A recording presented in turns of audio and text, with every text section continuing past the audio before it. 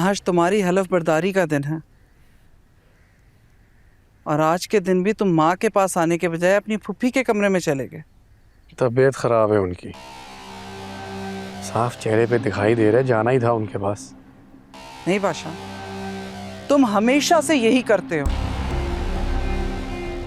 तुम हमेशा अपनी फूफी को अपनी माँ पे तरजीह देते हो। आज के दिन, जिस दिन तुम्हें पहले अपनी माँ के पास आके दुआएं लेनी चाहिए थी, तुमने अपनी फूफी को चुना, उस खुर्शीद को। तुम्हें अपनी माँ के जज्बात और इज्जत का कोई ख्याल नहीं।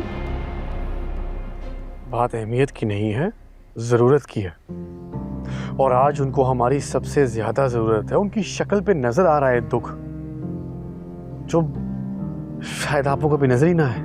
तो ये दुख और तकलीफ उसने खुद चुनी है, हमने नहीं, बल्कि खुद उसने अपने आप को जबरदस्ती उस कमरे में बंद किया है। आपको पता है मसला क्या है सबसे बड़ा? कि आपने इस घर की रवायात, असूल और अपनी अना को हर चीज से ऊपर रखा। कभी ये सोचा ही नहीं कि इसके नीचे कितने दिल दब चुके हैं, कितनी रूहें जख्मी हो गई हैं।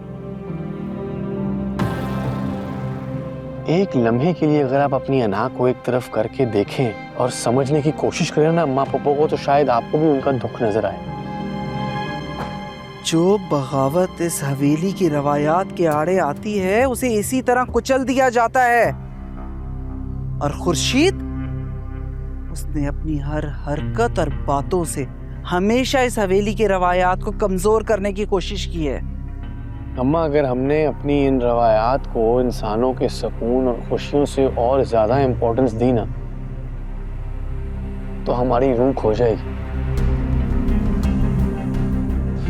इसीलिए मैं आपसे दरख्वास्त कर रहा हूँ कि एक लम्हे के लिए, सिर्फ एक लम्हे के लिए, ये रवायात के पर्दे से बाहर आके दुनिया को देखने की कोशिश करें। शायद आपको भी सुकून मिले और सच्चाई नजर आए।